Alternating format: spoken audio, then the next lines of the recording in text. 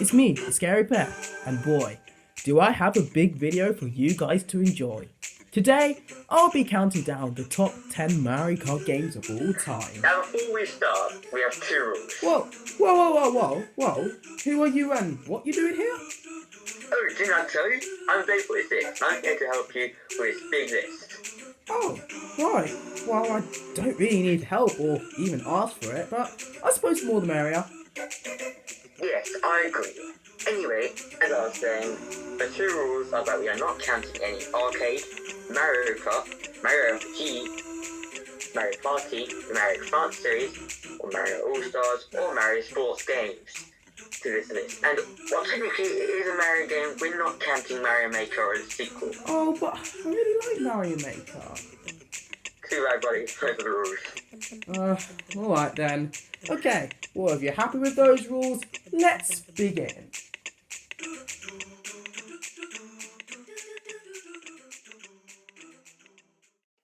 At number 10, we have Super Mario 3D World.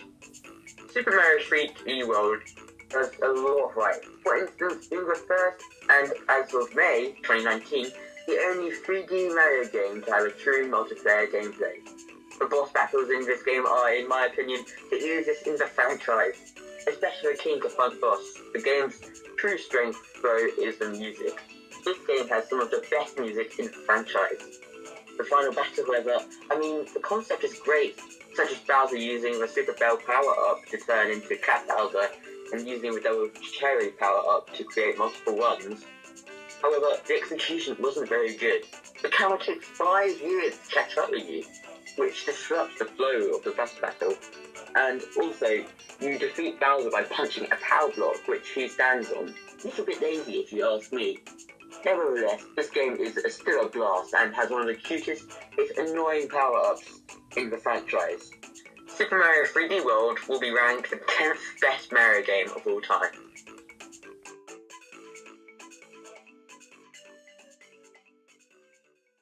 At number 9, we have Super Mario Bros. 3. This game most definitely has its charm. Super Mario Bros. 3 pushed the NES to its absolute limits, creating some of, if not, the best graphics for its time. Its immersive gameplay and introduction of the world map, more power-ups, and the Koopalings offer a fun time. The Raccoon suit gives Mario the ability to fly, whip enemies with his tail, and gently float down. The Tanuki suit is similar to the Raccoon suit, however you can turn into a stone statue every now and again. The Frog suit helps you swim in water easily. The Hammer suit lets you throw overpowered hammers. The Bowser battle is really unique when jumping over him and pressing an axe, which is a bit lame to literally make Bowser dig his own grave. The music is legendary. Some of the music, including the Athletic theme, Warp Whistle theme, Koopaling theme, Airship theme, and many more, are now classics and have appeared in other Mario games after this one. There are only 2 flaws that I have with this game. One is the length of the levels. They are so short, and another is the ending at the end. At the end, Princess Peach pulls off a horrible unfunny joke, and he pretends that's a princess in another castle. Hasn't Toad annoyed us already with that in the first game? Anyway, apart from that, we get this game is a solid title for the best video game on the Nintendo Entertainment System.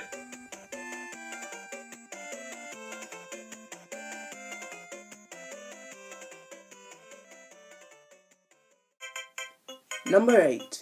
New Super Mario Bros. The DS version. This was the first Mario game that I ever played, so for me, this game is a classic. This game reminded us just how good 2D Mario games are, after we got a lot of 3D Mario games prior to this. Well, yeah, the final battle wasn't the best in the franchise, it was very well executed. Fighting Bowser and Bowser Jr. at the same time? That's pretty cool. The music, however, is fairly weak. It still provides quite some memorable soundtracks though. Although for me, what really lets this game down massively is the power-ups. This game introduced 3 new power-ups: the Mega Mushroom, the Mini Shroom, and the Blue Shell. No, not the Blue Shell from Mario Kart, the other one. The Mega Mushroom is only really used for one level, and that's the first one. But beyond that, the levels weren't really designed with the Mega Mushroom in mind. At least that's how I feel. And the Mini Shroom, that's one of my least favourite power-ups of the franchise. I mean, you die in one hit and you have to ground pound to destroy enemies. And the Blue Shell, well, it is a pretty fun power-up. It's hardly used in this game, so you kind of do forget that it's even in the game. The more I think about it, I think you can only really get in Toad houses. This game's strengths, though, however, does include the legendary Mario vs Luigi mode. This mode is very insane. Even to this day, this mode is still super fun to play. Overall, I like this game, and since it was the first ever Mario game that I ever played, it will always hold a special place in my heart. Number 8. New Super Mario Bros. For the Nintendo DS.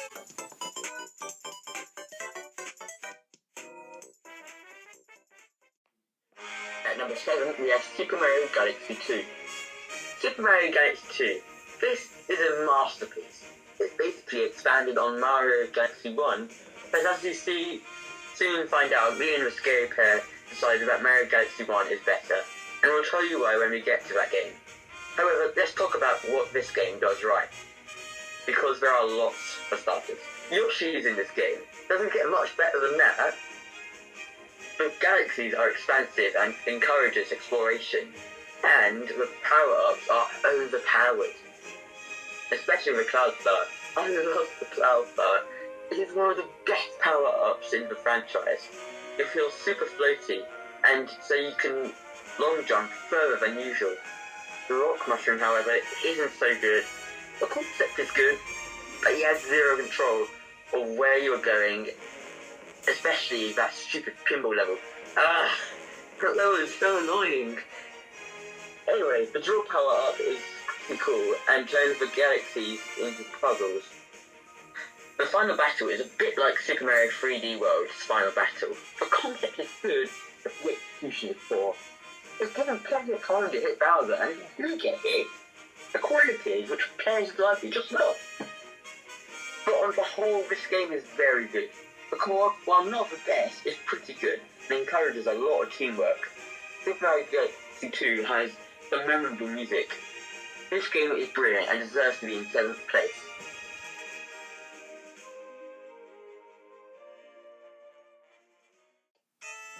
Number 6. Super Mario 64. Now here's a Mario game that I find to be overrated. Yeah, that's right, I said it. Super Mario 64 is a brilliant game, I get it. And it's very important to the Mario or the gaming industry as a whole, since it was one of the first 3D video games to be produced. Yes, I understand that. But to say that it's the best Mario game ever made? That's a bit over the top if you ask me.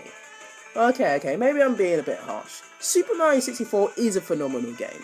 For me, the strongest point of this game is the music. My goodness, the music is amazing. That's an understatement. I mean, listen to the file select music.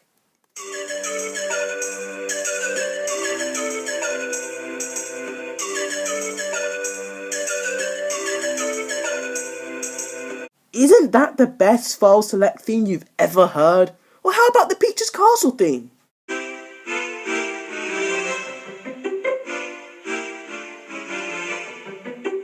Okay, if you didn't like that, what about Cool Cool Mountain?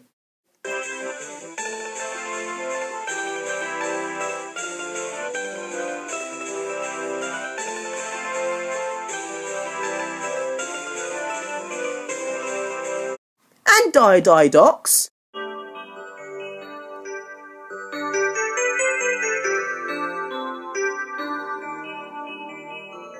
Or even the ending theme.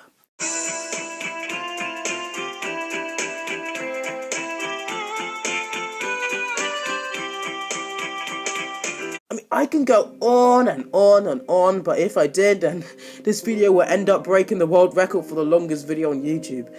Look, the point is that Super Mario 64's music is brilliant and nostalgic. Mario's moveset is very good as well. I mean, he can run, he can jump, he can dive, he can triple jump, long jump, ground pound, and even punch and kick. And don't even get me started on backwards long jumps. You can literally break the entire game with it. Super Mario 64 is a great game, yes, I will accept that.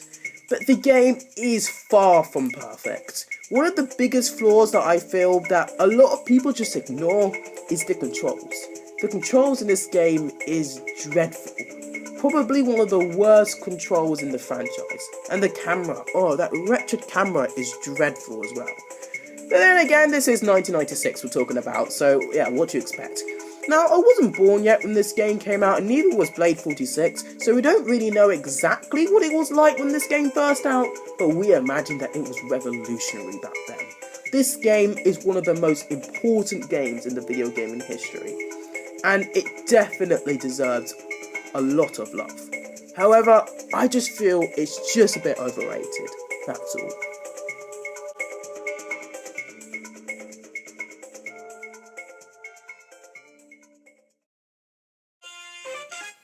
Number 5. New Super Mario Bros. Wii.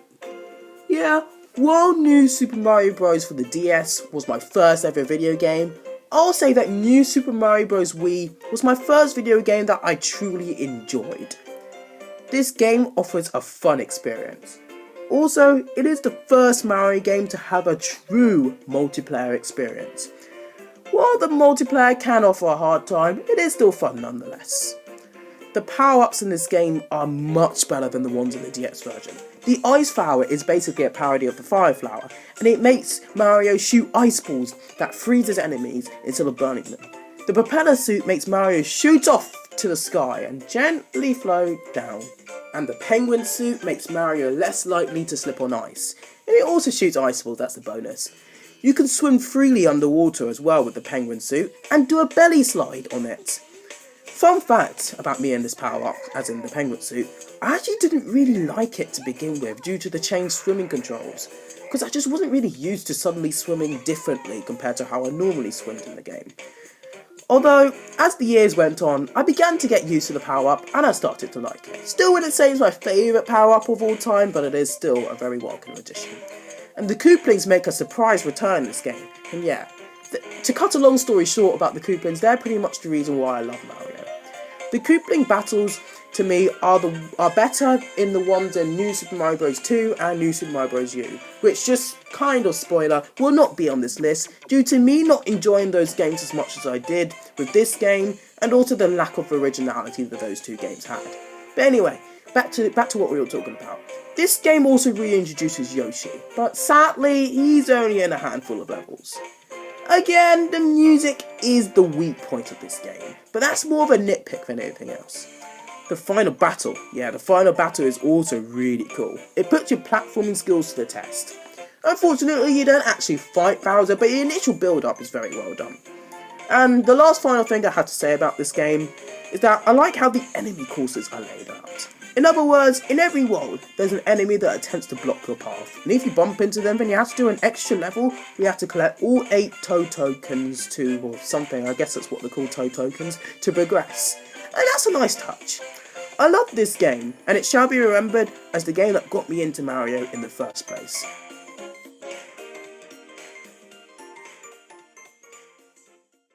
At number 4, we have Super Mario 3D Land. Yes, you heard me, Super Mario 3D Land is better than Super Mario 3D World. You may be asking, why? Well, the final battle for starters is a lot better than 3D World. I mean, you literally feel as if you're in a James Bond movie. The camera angles are cinematic, the music is phenomenal, and also the atmosphere is great.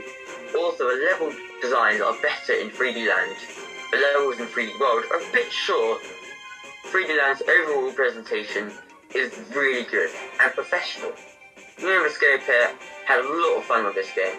I just find that the 3D World doesn't have the same ring to it. The game presents some of the best graphics on a whole handheld at that time. The controls are smooth and there isn't a single frame drop or lag. The game runs at a constant smooth 60 frames per second.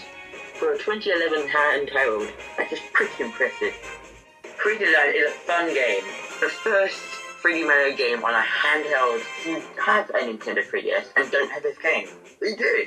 Play this game now, trust me, you're not disappointed.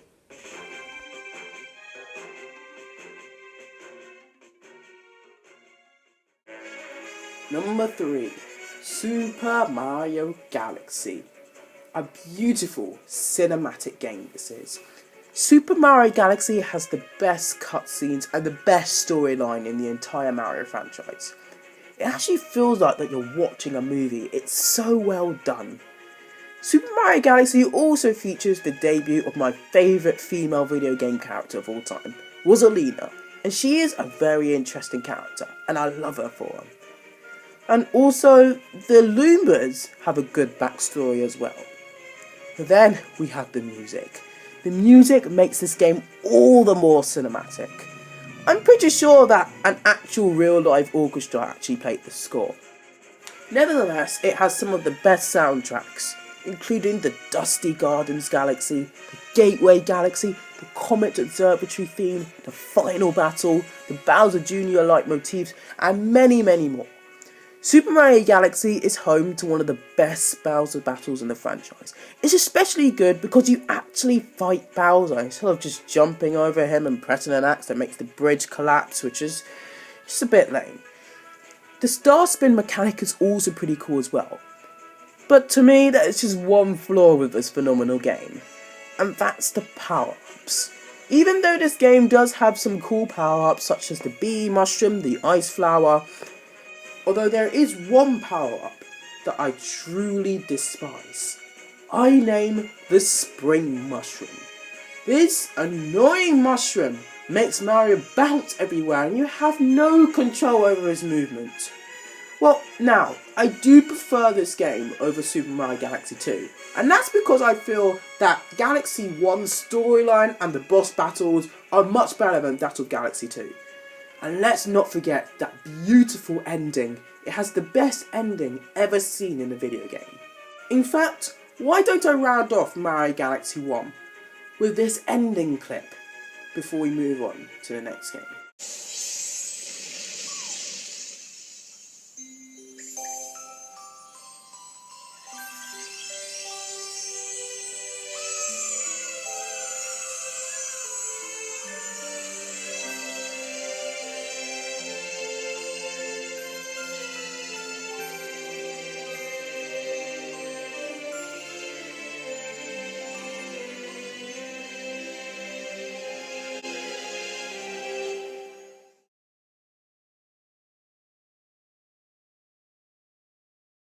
At number 2, we have Super Mario Odyssey. Yes, that's right, Super Mario Odyssey isn't my favourite. This game returns the formula of Super Mario 64, a sandbox exploration game. This game is very good because it actually gives a coins a purpose. In most Mario games there are lots of coins, however they are redundant because they literally do nothing to change the gameplay. Apart from giving you 1-up every time you collect 100 of them. While in Super Mario Galaxy, you can use them to replenish lives. The capture mechanic is the main gimmick of the game. Honestly, I think I prefer it to the Star Spin in Super Mario Galaxy, Blood in Super Mario Sunshine, and power-ups in other games. I mean, you literally become enemies and gain their abilities. How cool is that? Visiting all of the kingdoms and exploring around them is super fun as well. Especially the Metro Kingdom. The new Donk City Festival is definitely the highlight of any Mario game in existence. The final battle is also pretty cool, leading you to capturing none other than Bowser himself. There is one flaw of this game though, and that is the music. The music is definitely the weak point. While Mario Odyssey does offer some great music, like the Lord of the Lightning theme, the Lost Kingdom theme, and Jump Up Superstar, it doesn't have the most memorable music in the world. They won't become classics like the music in Super Mario Bros. 3. The bosses are a bit weak, but nevertheless, this game is amazing.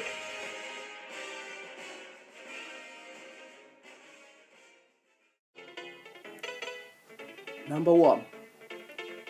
Super Mario World. Okay. Where do I start with this game? Super Mario World is a more than impressive game. For starters, this game has a beautiful 16-bit music, which even to this day holds off as amazing. In fact, my favourite video game theme of all time comes from this very game. I name the castle theme. This game also introduces Yoshi, everybody's favourite dinosaur that helped us out on our adventure. The worlds in this game have some really cool names, such as Donut Plains, which is also a Mario Kart track, Vanilla Dome, the Forest of Illusion and Chocolate Island. Also, this game is home to the best and most overpowered power-up in the franchise. I name the Cape Feather. This ultimate power-up lets you fly indefinitely and hit enemies as well as gently float down to the ground. The Kooplins also return, which is a bonus of course. Now let's talk about the final battle. This is probably the most sinister final showdown between Mario and Bowser. The music is slow and gloomy with the accompaniment of thunder and lightning in the background, until suddenly, boom, Bowser appears.